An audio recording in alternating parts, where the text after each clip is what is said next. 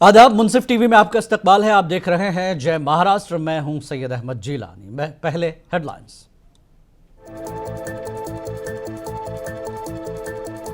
महाराष्ट्र के धुले में इंतखाबी रैली से पीएम मोदी का खिताब। कहा, एक रहेंगे तो सेफ रहेंगे। कांग्रेस पहले मजहब के नाम पर लड़ाती थी, अब लड़ा रही है जात के नाम पर।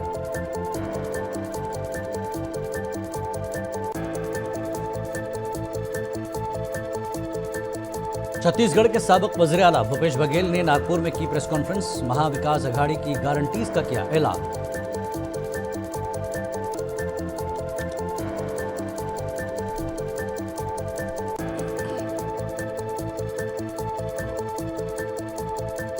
जालना में नाकाबंदी के दौरान कार से तकरीबन 53 लाख रुपए बरामद। लोकल क्राइम ब्रांच की कार्रवाई, जांच शुरू।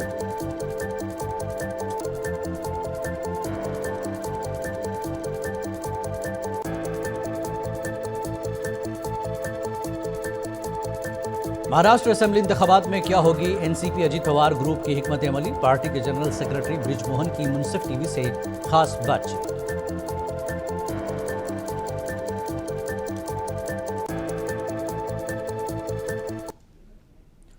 और अब खबरें तफसील से। महाराष्ट्र में असेंबली इंतखाबात की धूम है। तमाम सियासी जमातें अपनी अपनी जीत का दावा कर रही हैं। वज़ीर आज़म नरेंद्र मोदी ने आज महाराष्ट्र के जिला नासिक और धुले में इंतखाबी जलसे से खिताब किया। इस दौरान उन्होंने कहा कि एक रहेंगे तो सेफ रहेंगे, क्योंकि कांग्रेस बांटने की सियासत कर रही है।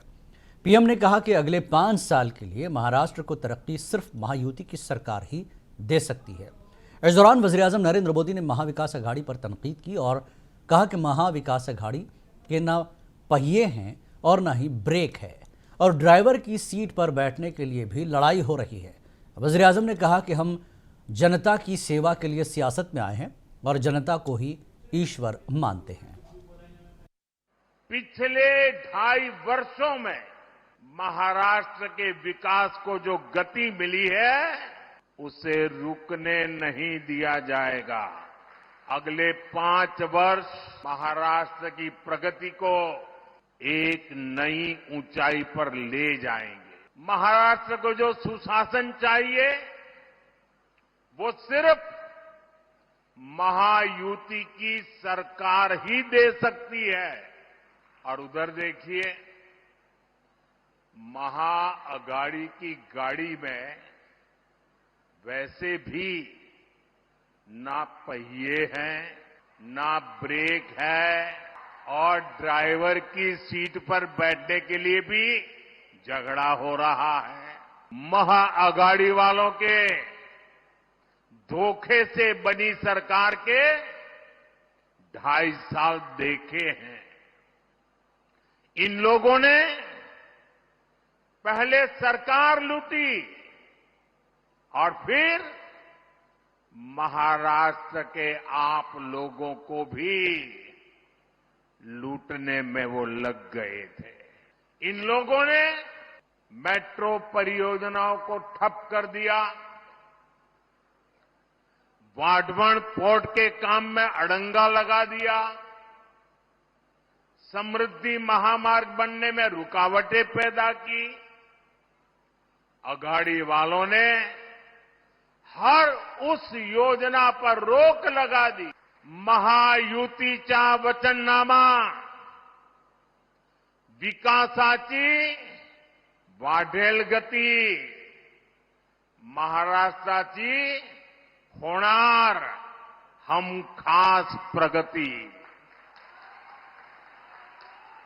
महायुति के इस वचननामे में, इस घोषणा पत्र में हर वर्ग की आर्थिक प्रगति की योजना है, समानता का भाव है। वज़ीर दाखिला अमित शाह ने सांगली के कराद में एक इंतखाबी रैली से खिताब किया और कहा कि महाराष्ट्र की तरक्की के लिए मोदी जी ने देश का खजाना खोल दिया। 14 से 24 यानी 10 साल में मोदी जी ने महाराष्ट्र के लिए 10,15,000 करोड़ रुपए दिए, जिससे हर सेक्टर की तरक्की हुई। साल में अघाड़ी की सरकार ने महाराष्ट्र को सिर्फ 1,91,000 करोड़ रुपया, 1,91,000 करोड़। और मोदी जी ने महाराष्ट्र को 14 से 24 10 साल में मोदी जी ने 10,15,000 करोड़ रुपया देने का काम। मोदी जी ने महाराष्ट्र के विकास के लिए देश का खजाना महाराष्ट्र की ओर डाइवर्ट करने का काम किया।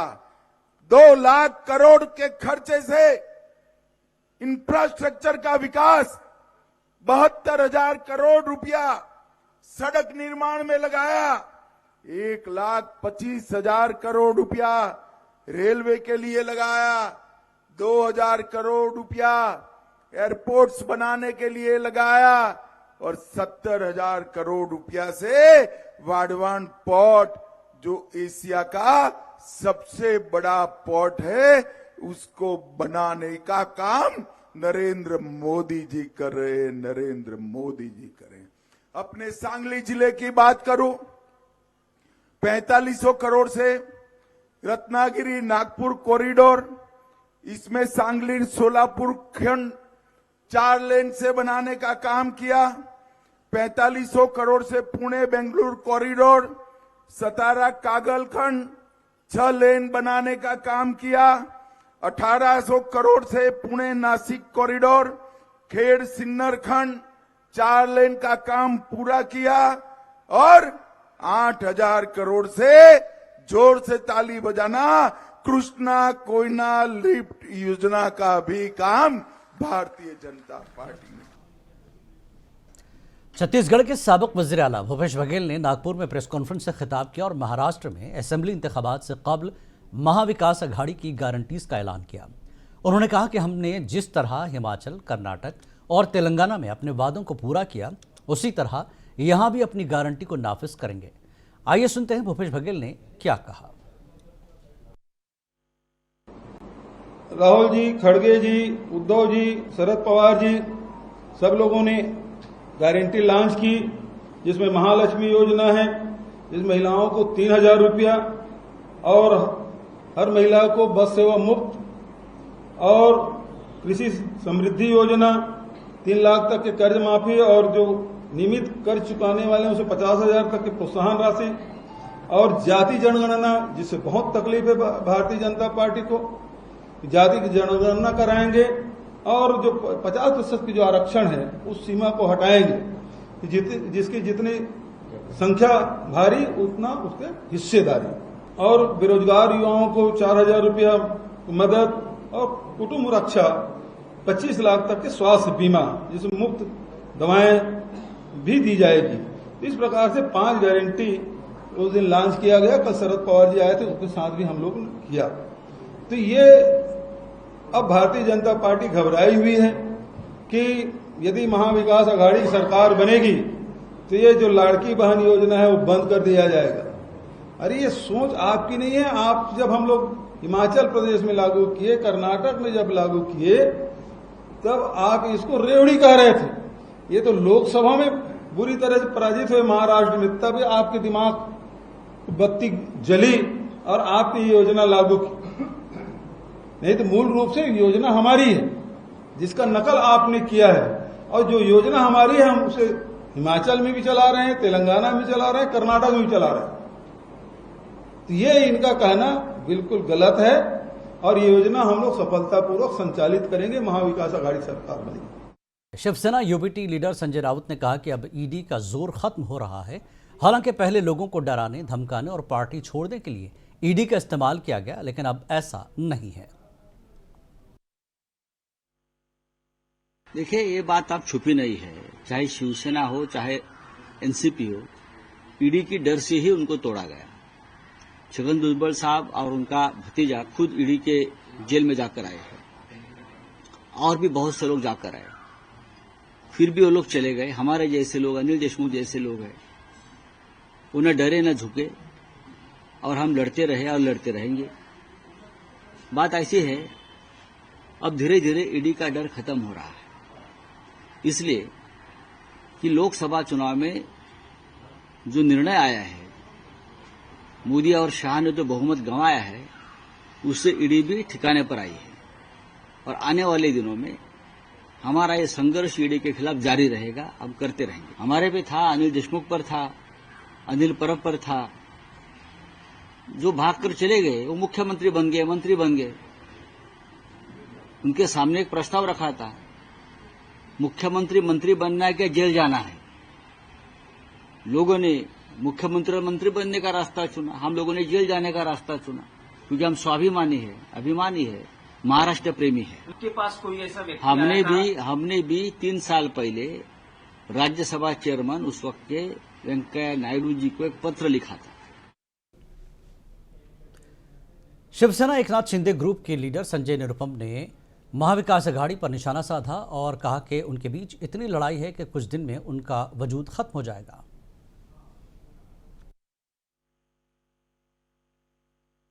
जिस तरीके से तीनों पार्टियों के नेताओं ने एक दूसरे पर तलवारें चलाई है, जिस तरीके से तीनों पार्टियों के नेताओं ने एक दूसरे के ऊपर षड्यंत्र रचने का आरोप लगाया, जिस तरीके से तीनों पार्टियों के नेताओं ने एक दूसरे के साथ गाली गलौज किया है, उससे स्पष्ट है कि तीनों के बीच एक आपसी सामंजस्य का एक भयंकर कमी है और वो आने वाले दिनों में एक दूसरे को निपटा डालेंगे।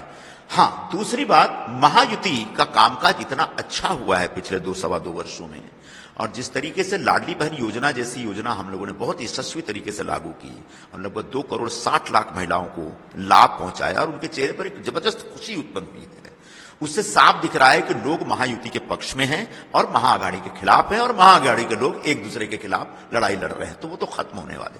अब रह गई बात 370 की, तो 370 तो जैसा कि प्रधानमंत्री जी ने कहा है कि वो इस जन्म में नहीं हटा सकते, तो वो तो हल्का असेंबली दगलोर के मरखेल सर्कल में आज कांग्रेस उम्मीदवार निवृत्ति कांबले सागवेकर ने ज़िमनी इंतखाबात के पार्लिमानी कांग्रेस उम्मीदवार प्रोफेसर रविंद्र राव संत राव चौहान को कामयाब करने के लिए जलसे आम का इनेकाद किया, जिसमें महाराष्ट्र कांग्रेस के सदर नाना पटोले ने मेहमान खुसूसी के तौर पर शिरकत की। जलसे में बड़ी तादाद में लोगों ने शिरकत की।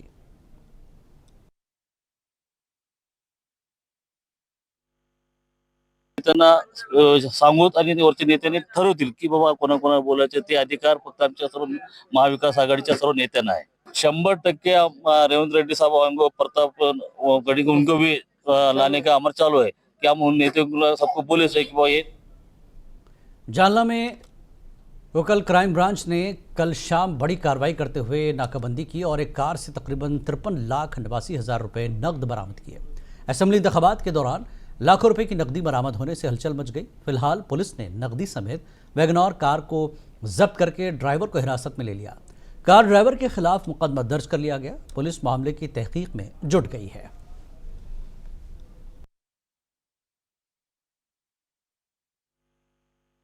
आज रोजी पोलीस अधीक्षक माननीय अजय कुमार बंसल सर, अपर पोलीस अधीक्षक Ayush Naupani sir, CTS DPO Shri Kulkarni sir यांनी मार्गदर्शन व सूचना केल्या होत्या की अवैध व्यवसायावर कारवाई करा। त्या संदर्भाने LCBच्या पथकाने नाकाबंदी किरण पेट्रोल पंपासमोर नाकाबंदी केली असता त्या दरम्यान नाकाबंदीत एक वाहन ज्याचा क्रमांक MH 21BV 0463 आहे अशी वॅगनर गाडी आली। ती नाकाबंदीत चेक केली असता सदर गाडीत अभिजित मोहन सावजी नावाच्या इसमाकडे 52,89,500 रुपये एवढी कॅश मिळाली। कॅश बद्दल त्याला माहिती विचारली असता त्याने व्यवस्थित माहिती न दिल्याने सदरील कॅश पोलीस स्टेशन चंदनझिरा येथे नेऊन जप्त कर। जलगांव बीजेपी के बागी उम्मीदवार डॉक्टर अश्विन भाई सोनू ने इंतखाबी रैली का इनेकाद किया, जिसमें हजारों हामियों ने शिरकत की। मीडिया से बातचीत करते हुए उन्होंने लोगों के मसाइल को हल करने के अज़्म को दोहराया।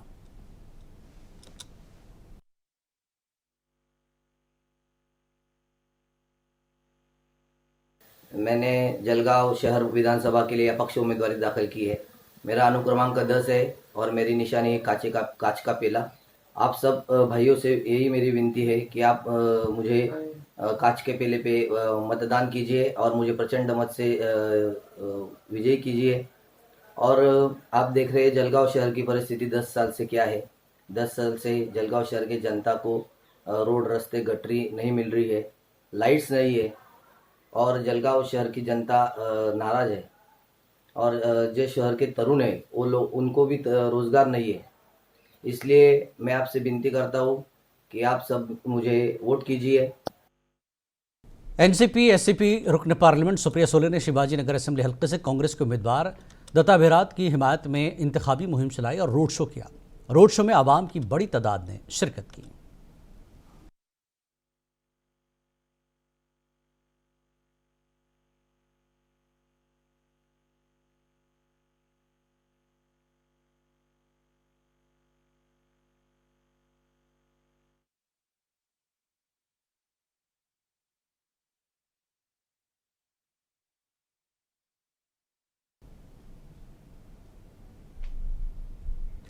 महाराष्ट्र असेंबली इंतखाबात में एनसीपी अजित पवार ग्रुप की क्या हिकमत अमली होगी, वोटों के ट्रांसफर को कैसे कामयाब बनाया जाएगा, इसके अलावा माइनॉरिटी वोटों को किस तरह राग़िब किया जाएगा, इन्हीं तमाम उमूर पर मुंसिफ टीवी के मुंबई ब्यूरो चीफ साजिद खान ने एनसीपी अजित पवार ग्रुप के जनरल सेक्रेटरी ब्रिज मोहन से खास बातचीत की। आप देखिए तफसीली बातचीत, हमें दीजिए इजाज़त। आदाब। हाँ, आज हमारे साथ मौजूद हैं राष्ट्रवादी कांग्रेस पार्टी अजीत पवार गुट के जनरल सेक्रेटरी, राष्ट्रीय जनरल सेक्रेटरी जनाब ब्रिज मोहन साहब। मेरे ख्याल से इनकी तारुफ की ज़रूरत नहीं है क्योंकि अक्सर आप लोगों ने टीवी पे इनको देखा होगा जो अपोजिशन के ख़िलाफ़ अपनी अलगार को जंग को लड़ते हुए। तो हम बात करते हैं ब्रिज मोहन साहब, आपका बहुत बहुत शुक्रिया आपका इस मुंसिफ टीवी। ब्रिज मोहन साहब, अभी इलेक्शन बिल्कुल अब करीब है, कुछ ही दिन बाकी हैं, तो खैर टीवी पे तो आप लड़ते हैं, लोगों से जवाब देते हैं।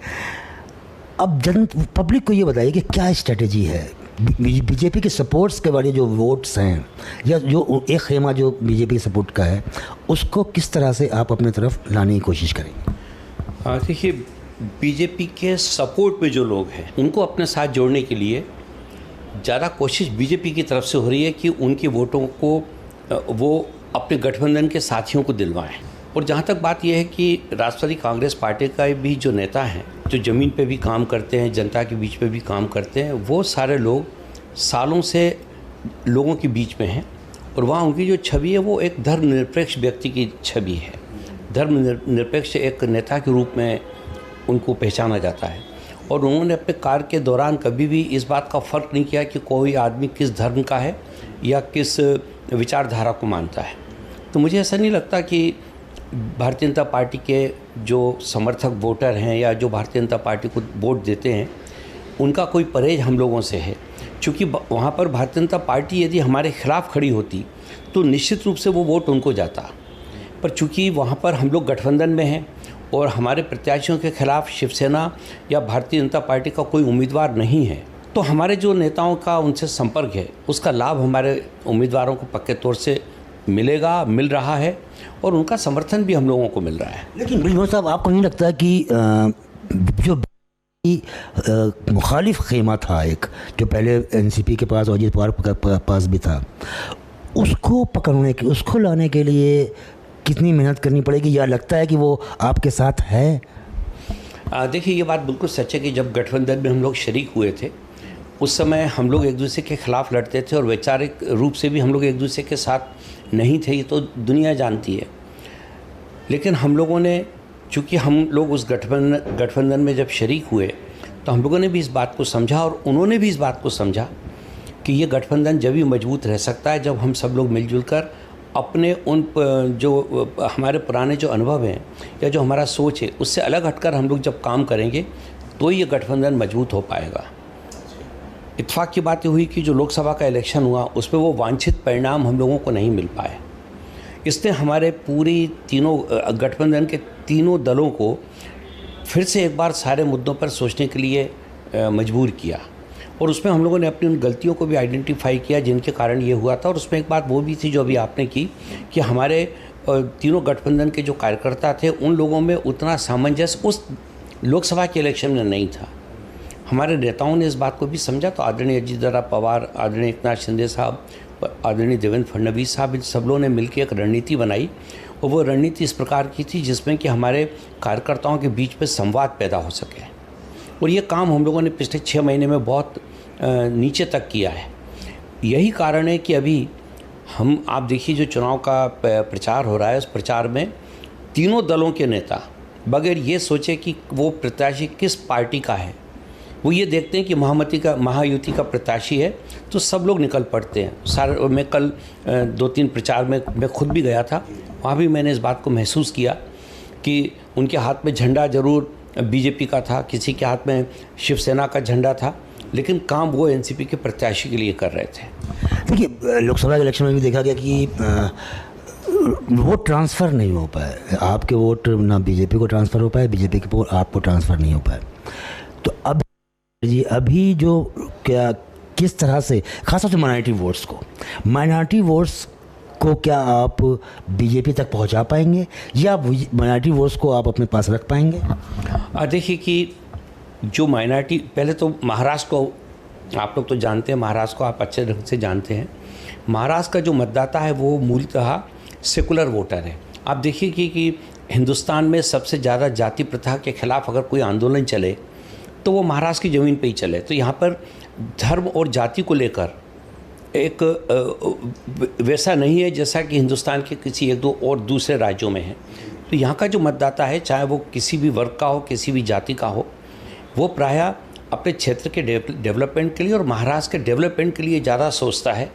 धर्म और जाति पे उसका विवाद कम होता है। तो मुझे ऐसा लगता है कि हमारे अपने इन प्रयासों से, जैसा मैंने आपको बताया कि पिछले 6 महीने से हम लोगों ने अपनी इस कमी को दूर करने के लिए भी पूरा काम किया है, तो मुझे ऐसा लगता है कि हमारे वोट भी बीजेपी के और शिवसेना के प्रत्याशियों को मिल पाएंगे और उनके भी जो मतदाता हैं वो भी हमारी पार्टी के उम्मीदवारों को वोट देंगे। इसका हम लोगों को पूरा विश्वास भी है। और जो हमारी अभी ग्रुप मीटिंग्स हो रही हैं, जो हमारी छोटे रूम मीटिंग हो रही हैं, उनमें भी हम इस बात को महसूस कर रहे हैं कि वहाँ पे अब नीचे के कार्यकर्ताओं में भी सारे लोगों के बीच में एक ये सहमति है कि ये मौका देश के विकास के लिए, महाराष्ट्र के विकास के लिए एक बहुत अच्छा अवसर हमारे हाथ में आया है। और इसको हम आपसी नाराज़गी से अगर हम इसको लेंगे तो ये नुकसान हो जाएगा। तो मतदाता भी, हमारे कार्यकर्ता भी समझदार हैं, तीनों पार्टियों के पॉलिटिकल लोग हैं वो। तो मैं देख रहा हूँ कि उन लोगों में एक साथ काम करने का एक जज्बा पैदा हुआ है। अब बहुत कुछ चीज़ें तो जनता के हाथ में, आप जानते हैं। हमारी तरफ से प्रयास पूरा है और मुझे लगता है कि इस प्रयास में हम लोगों को सफलता भी हासिल होगी।